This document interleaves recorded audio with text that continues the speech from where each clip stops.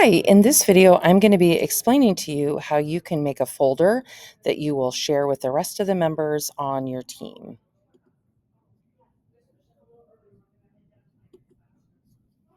So to start, when you're in your Google Drive, you can just go over here to this, button that says New. Click on that, and you have lots of different options. You're going to create a new folder. Please title your new folder Research Project Astronomy 23-24 for the years 2023-2024 and hit create. Once you have created this folder,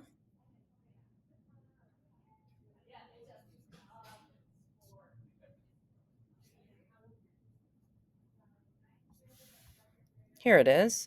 So once you've created this folder, you're going to open it up, and you need to go right up here to the title and where this little down caret is. Click on it, and you are going to scroll down to share. And you are going to click over to the share button. And at this time, you are going to be adding the names of the people in your group.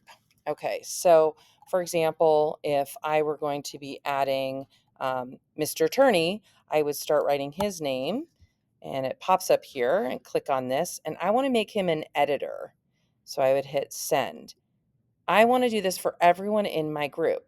Once I have done that, Mr. Turney, in this case, or whoever's in your group, is going to be able to add documents to this folder, view the documents, edit the documents, and all of that.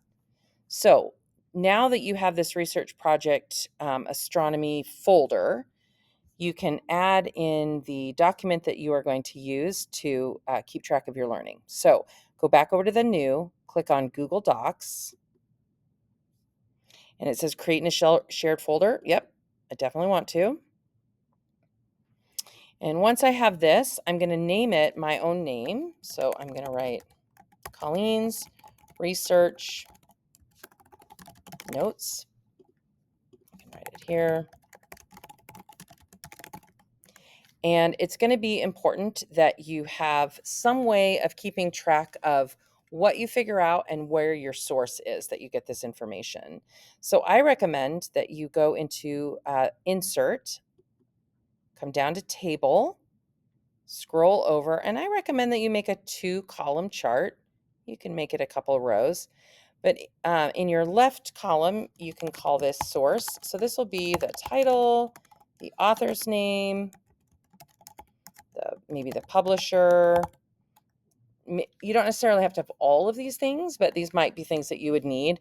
And then you should include a link if it's available. Okay, you can bold that. Then over here, this is where you're going to actually put your information that you gather from your source. And you can move this over because most of the space is going to be for the information. All right, so now I could just enter in my information, and as I go, keep track of my learning. The other thing that I recommend is maybe at the top of the document, if you insert a table that's just a 1-by-1, it'll be a box. So this could be guiding questions.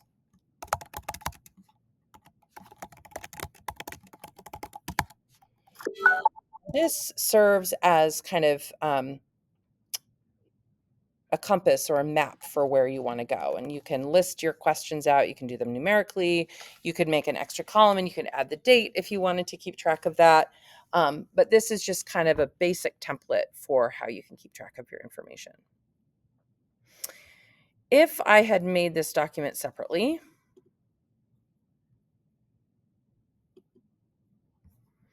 for example, I hadn't yet been invited to my group folder, and I wanted to move this. Once I have named it, this little icon right here, this little folder with an arrow, allows me to move. So I hit move, and I can see right here that this is the folder, but let's say I didn't know where it was. I would just hit all locations and go to my drive.